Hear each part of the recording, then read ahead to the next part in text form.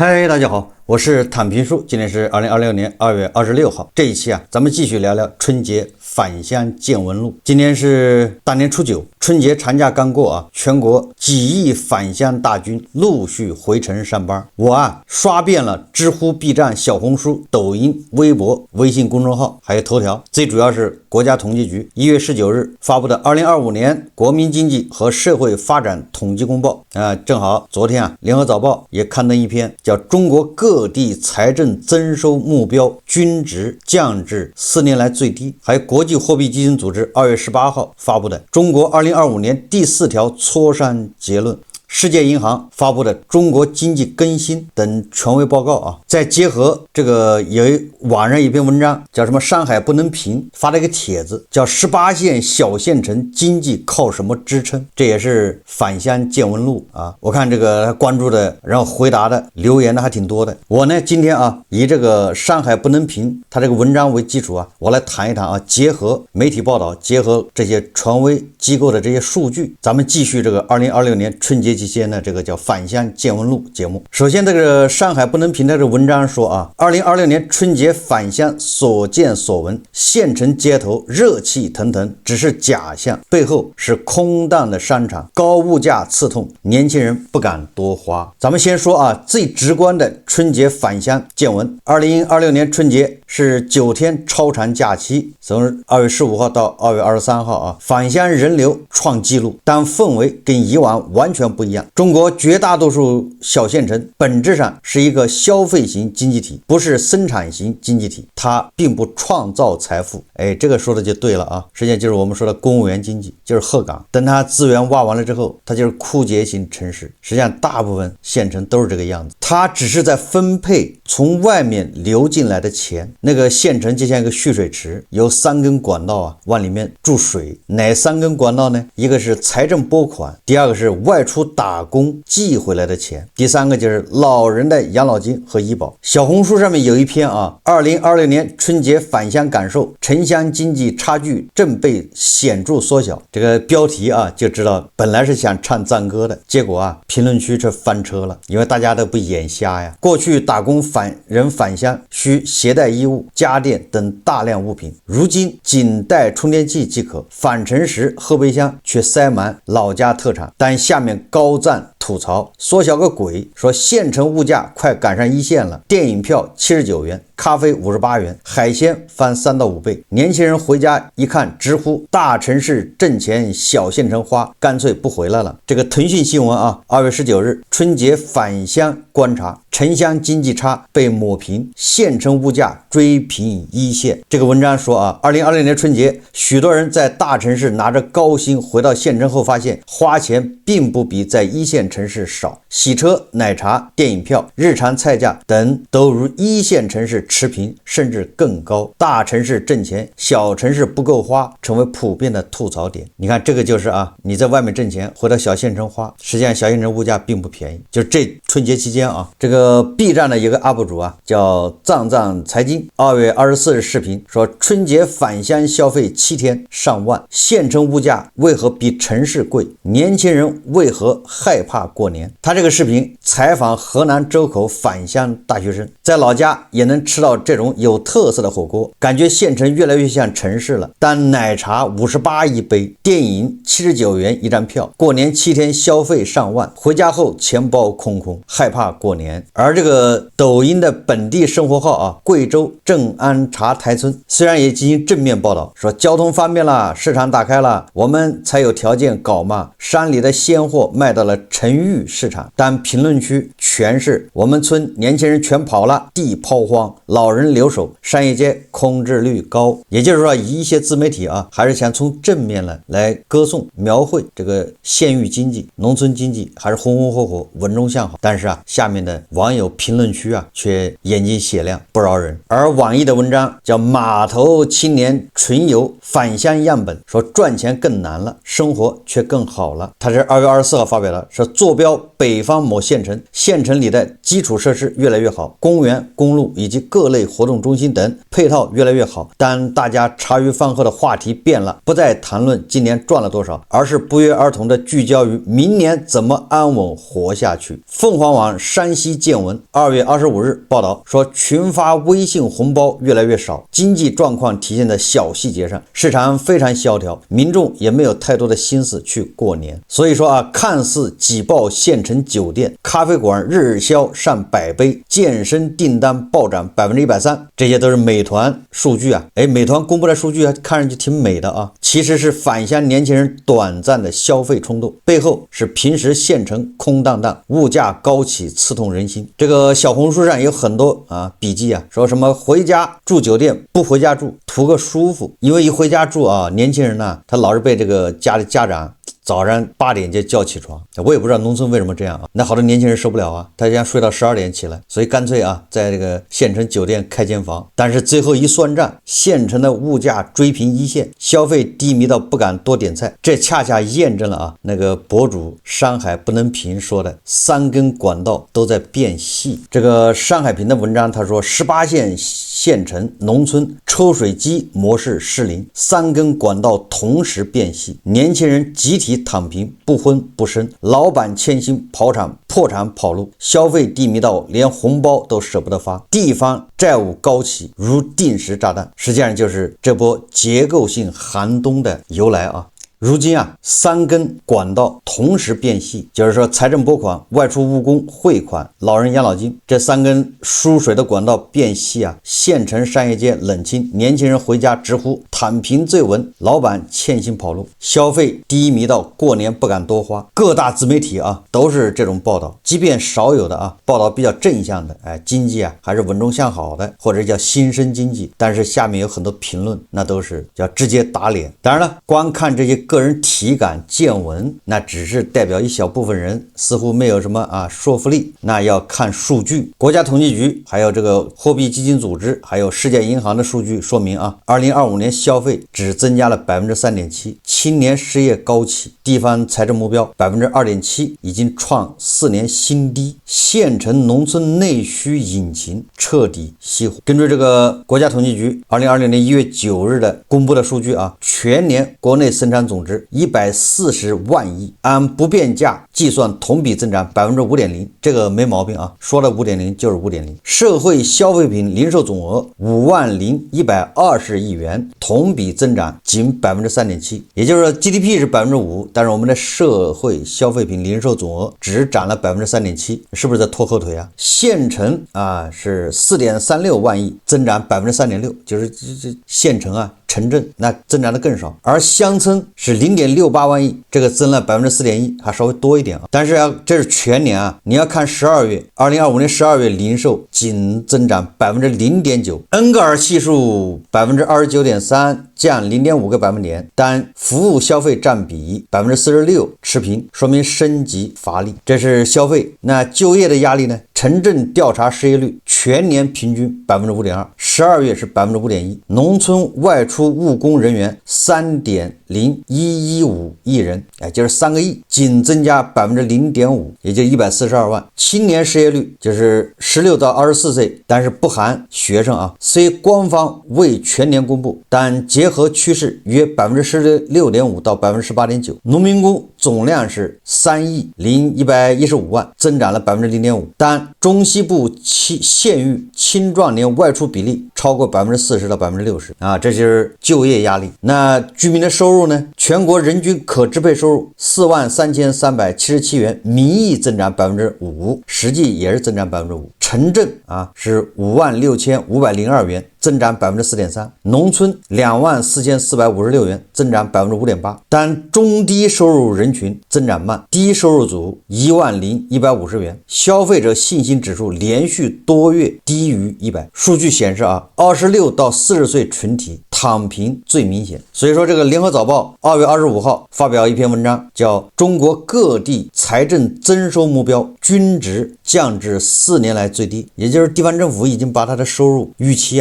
下降到4年来以低了，最低啊！也就是说，连政府都觉得这今年难。我不知道韭菜有什么底气，会认为2026年他会挣得更多。这个中国财政收入5年来首次减少后，31个省、自治区、直辖市2020年财政收入增长目标均值也降至4年来最低水平。粤开证券首席经济师罗志恒团队他这个得出个结论他说今年31省财政收入目标加权平均增长 2.7%， 较2025年下调 0.1个百分点，而江西增速目标最低，仅为 0.5%。广东、江苏和浙江等经济大省今年财政收入增长目标维持不变，但当地政府在预算报告中承认，今年财政增收面对挑战，受非税收入大幅下降拖累，中国去年财政收入同比下降 1.7%。这个有一个资本的董事长叫沈萌，他说政府能抓的就是罚款和没收等非税收入，但抓得太狠又容易引发群体性事件，又会影响这个营商环境，叫杀鸡取卵。这是联合早报说的咱们现在地方政府今年的财政收入预期就调低了，那你说我们韭菜觉得压力，那不正常吗？对吧？韭菜收入下降很正常这个国际货币基金组织2月18号他发的这个数据说2025年经济增长 5%，2026年预计 4.5%， 国内需求疲弱，房地产持续调整，地方政府债务高企，转向消费主导增长是首要优先事项。财政部门深度调整与高债务水平结合，可能导致国内需求进一步疲弱，通缩加剧，对出口的依赖加强。这是世界银行的报告叫中国经济更新。所以说GDP 5%看着很亮眼，但是消费只有 3.7%， 青年失业率 16.5%， 地方财政目标只有 2.7%， 创4年新低。这些数字已经说明了，为我们勾画了一幅蓝图。这个我看不出什么叫稳中向好，恰恰是县城农村内需引擎彻底熄火。3根管道就是财政拨款、外出务工汇款、老人养老金同时变细。所以这个上海不能评的文章说他说管道一堵县城就瘫一半，正在全国上演，这不是夸张的年轻人彷徨迷茫，不婚不生，躺平成主流，工资3000，房贷8000，连自己都养不活，哪敢结婚生孩子？这个是返乡见闻录最多的。返乡最扎心的是年轻人状态。小红书2026年返乡年轻人现状的话题下高赞笔记说回家一看，90后、00后要么在家刷短视频，要么帮父母干农活。问结婚，说房贷8000，工资3000，结啥婚？生娃更不敢，育儿成本全球最高，是人均 GDP 的 6.9 倍。这个 B 站的高赞视频叫2026年春节返乡，县城年轻人为什么集体躺平？这个 UP 主他采访了很多年轻人这表哥厂子倒闭，欠薪3个月跑路了，我大学毕业回家投了50份简历，面试3个，工资2500，还不如躺平领低保。这个新浪发表的一个就是咱们节目也介绍过，春节返乡观察体制内二胎现象。这个浙西5线小县城人口凋零，体制内夫妻二胎才是人上人。凤凰网山西见闻说社会也比较撕裂，民众普遍是焦虑的、担心的。今年的新年其实没什么新年的气氛，就感觉到这是个市场非常的萧条。我想大家如果回乡过年，多多少少都有这种感觉这今年的过年的气氛就更淡。往年过年好歹坐一起还能吹一吹，说我明年要挣多少钱，我今年还可以。今年好像大家都小心翼翼的避开这个话题，太尴尬，对吧？很多人聚会吃完这顿饭就要跑路，防止别人追债别人也不敢啰嗦了。为什么呢？怕别人借钱，对吧？你说你挣钱了，那别正好马上私下就找你借钱了。所以说这个今年这个春节的气氛跟往年还不太一样，确实越来越淡那个数据也支持这个说法2024年结婚仅611万对，降低了 21%。 2025年就是更低。有个叫易富贤的他分析25岁到29岁女性未婚率升至 43%， 生育率这个 0.9% 左右。这个 BBC 中文报道说，青年2餐不到10元钱，不愿花钱，因失业房贷压力，不婚不生成风，30岁未婚农村遍地。根据这个青研集团调研，97.2% 的受访者身边有躺平现象，26到40岁最明显。这个 B 站有一个视频叫放弃大厂1万加的月薪，毕业进县城烟草局躺平，却被人说没出息，这播放也挺高的啊。说禁烟草是不争当下，只争未来的稳定了，但县城机会少，年轻人还是选择躺平。在自媒体上啊，像这样的视频非常多，这还是去年啊封杀了一批账号以后啊，还有很多这样的。所以我看啊，这些年轻人迷茫，但不是懒，是现实太卷，也就是他尝试各种办法之后，依然找不到出路，最后啊被迫得出一个结论，躺下，维持这个生命体的这基本的这个生命特征，对吧？维持最低限度的维持这个生命运转，这是成本最低的。工资奖金发不出，老板自己都破产了，谁敢结婚生子？所以说啊，按照这个山海不能平的文章说的，这个管道之一啊，就是外出务工往回汇款的管道变细了。为什么变细呢？就是对吧？导致这个县城盖房子啊、结婚啊、随礼啊、消费都是萎缩吗？因为大家在外面赚钱不容易。我们再看看这些小老板、企业，对吧？民营企业现在啊，满网都是啊，到处都是老板欠债破产跑路，中小企业生存难，欠薪成常态。即便不欠薪，那欠这个绩效奖那是肯定的。工厂关门，席卷县城。所以返乡的第二痛点，本地老板的惨状。这个网易的叫码头青年群友返乡样本中说啊，有人写公交司机被拖欠工资，有人统计县城商业街空置率，苏南企业转战中东赚钱更难了。抖音上面有一个视频啊，叫县城老板2026年春节厂子欠工人3个月工资，我自己也欠银行，春节不敢回家，躲在外地躲债。所以这个山海不能平的这个他的文章说啊，他真正能撑起来的产业很少，很多工业园区半死不活，厂子开开停停，围绕本地消费赚的小生意，早餐店、麻将馆、婚庆公司、驾校、房产中介，这些不是在创造新的财富，是在瓜分从外面流进来的那些钱。他这说的没错啊，也就是你这个地方不能内生性的制造财富。这个我在昨天节目就说了，什么所谓的新经济，什么工业园，那都非常难。搞企业需要的是生态，是不仅有当地的营商环境，还要有这个叫供应链。哎，缺一样你都有可能在那玩不下去，破产，对吧？亏损。而这种生态、供应链、产业链加上营商环境，不是你拍拍胸脯、拍拍脑门，哎，一年就能搞起来的。要那么容易，那各个地方发展，对吧？就没那么麻烦了。过去10几年啊，很多小县城搞棚改、搞新城区开发、搞这个学区房，对吧？把县城的重点中学挪来挪去，县城的医院挪来挪去，实际上就是为了房地产开发。但是这些东西总有个头啊，也就是说这是不可持续的。现在房子盖了一大堆，卖不掉了，形成烂尾，对吧？这个链条又断掉了，形成很多债务，到处是盖好的楼盘，亮灯率不到30%。买房的大多数是在外地打工的年轻人，他们在老家买了房但不住，一年回来就住不了几天，房子就那么空着。这我身边有很多这样人啊，家里农村的亲戚，他们都在县城或者是城市边上买房，但是他们要出去打工，这房子一年回来啊，住不了1天2天，回来就收拾一下，把这灰擦一擦。中小企业债券报告2025年发行超6200亿，但违约压力仍存，存量是1.87万亿。什么概念？毕马威报告啊，说反内卷政策下低效产能出清，中小企业压力大。根据国家统计局的数据，民间投资连续33个月低增速，制造业 PMI 从业人员指数连续30月低于50，42名农民工讨薪3年未果。这个还是北京海淀的项目，这个项目是层层转包，房地产低迷，这是国家媒体报道啊。实际上没有一个老板说故意扣着钱不发，搞点事自己过不好年。老板不是不想发工资，是真的没钱，就别人欠他钱他也要不回来，他自己还欠着银行贷款，所以他只好跑路，只好赌啊。上面欠他钱的一般都是央企要么是政府，他是没办法，根本要不来，他连门都进不去，自己呢被那些农民工堵着，对吧？有家不能回，所以这些小老板是最惨的。上面他不敢得罪吗？哪个他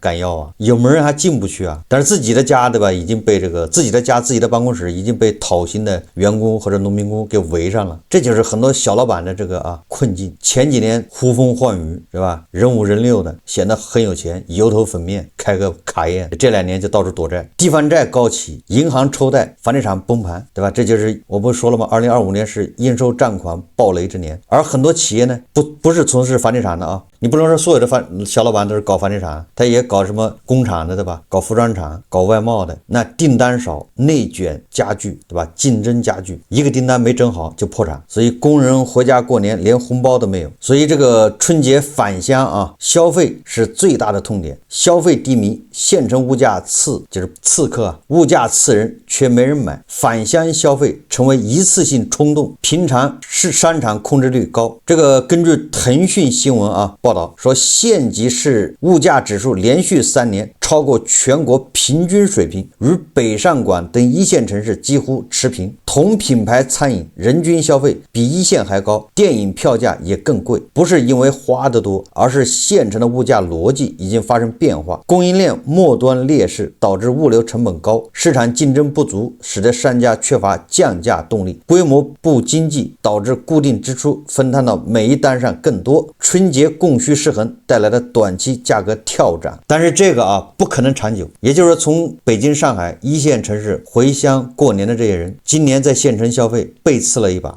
发现比北京、上海还贵，明年你认为他还会消费吗？他就有备而来了，你知道吧？所以说这个文章说实际的销量非常惨，不要看它价格高，商场控制，餐饮冷清，指的是平时过年也就这1个月不到，年货买的少，折叠式消费，9块9元眼影共存万元代购，但底层是钱包薄。美团数据显示，春节县城休闲玩乐订单增近30%，但这是返乡激活的，平时低迷。实际上我不知道大家有没有关注到现在虽然我们这个假期长，放的是9天，但是这春节消费时间是缩短了。这个年后过了初5人就走了，往年不是这样，往年到了15县城还有人，就过完年之后第一批走的是白领嘛，对吧？初3、初4就走了，第二批走的是那些灵活自由职业者，对吧？他们晚一天早一天无所谓，比如送外卖，对吧？开网约车那不是自己掌握吗？第3波走的是农民工，他们一般过了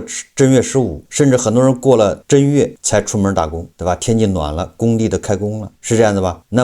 那今年呢，过了初5就没有消费了，说明这个自由职业者，说明这个农民工他是不消费的，他就留在家里，他也不去县城消费，就这么个事所以你看这个很多自媒体文章就说才大年初5，村里就有1半人离家回城，县城商业街控制率高。往年县城商业街至少搞1个月，就是春节前10天、10几天，对吧？春节后10几天，加到一起差不多小1个月，火爆。现在都缩短到就几天了这就是现象。有很多这个抖音上面有人拍的视频说吐槽说回家想消费，结果电影票79元，一杯咖啡58，买不起，干脆不买。所以大家能想象一下这个物价高，消费低，典型的通缩加信心崩塌。年轻人不花钱，老板又没钱，农村留守老人那更抠不可能花钱，对吧？恨不得1块钱掰成2块钱花。所以春节消费成最后一波，春节消费一过，那这个县域经济那就更冷，所以这个3根管道就变得更细，直接导致消费循环断裂。我们经常说的体制内，对吧？这次返乡见闻里面，大家肯定也会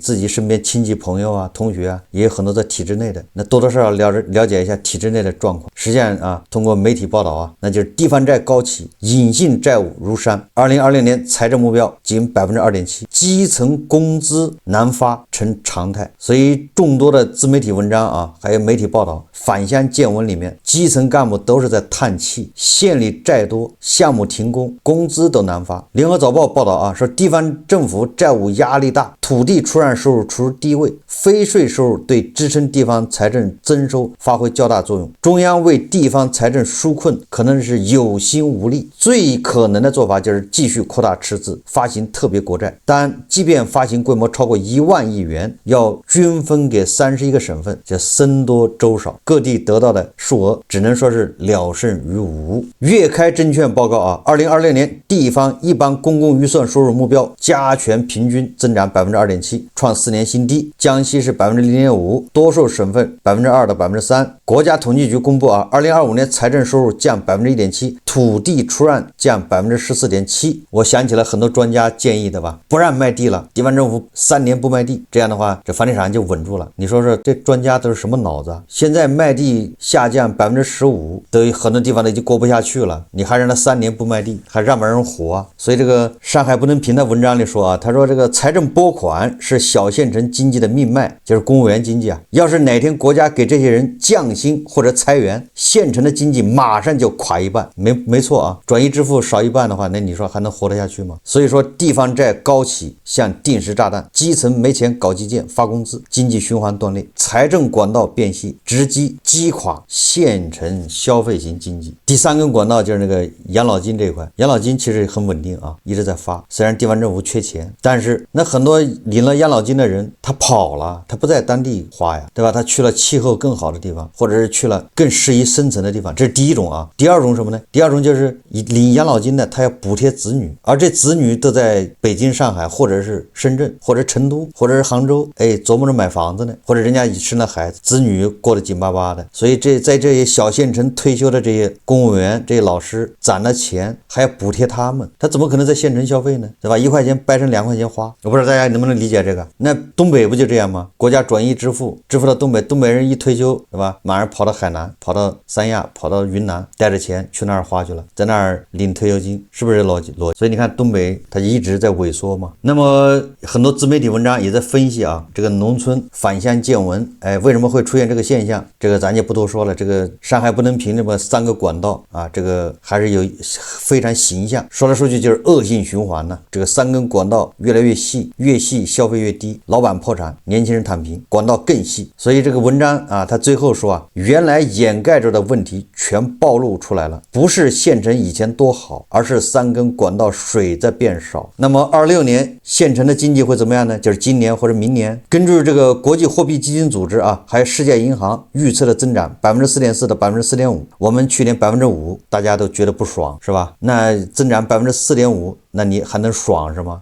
这个没道理啊，不科学。所以县域农村啊，大概率是继续低迷，但很有可能是加速低迷。消费仅增4%左右，青年失业率维持在15%以上，不婚率继续上升，中小企业破产潮不减，地方债化解缓慢，3根管道继续变细变窄，外部关税冲击，内需不振，更多老板跑路，年轻人彻底躺平，外出务工减少，形成恶性循环。所以说2026年、2027年大概率啊，农村还是继续低迷，就是县域经济啊，年轻人继续躺。我们以前说过啊，这个县城的就是财政这一块啊，第1根管道啊，它包含什么？各个地方申请的工程，各种大基建，各种工程，那都属于啊财政这一块，因为财政给钱嘛，发债嘛，那这一块在萎缩嘛，这个萎缩直接导致县城的婆罗门日子也不好过，婆罗门就靠这个赚钱呢。现在很多婆罗门从这个政府那儿接了项目，现在账接不了，也就是婆罗门面临着往回吐的可能。所以说2026年的春节啊，就是我们再过300天啊，那个春节，如果你有一份能发出工资的工作，如果你没有负债，那你就是妥妥的啊，那个春节的时候你是人生赢家，你是大家羡慕的对象。如果你还有一个好的身体，那就是完美圆满。2026年我觉得你要做到这一点其实不难，你坚持下去啊，你只要做到了这一点，那么2026年那个春节的时候，你恐怕就是全村啊最靓的仔。好，这期节目啊咱们就聊到这里，感谢大家收看。如果喜欢我的节目，欢迎订阅转发，也可以在下方留言评论，谢谢大家。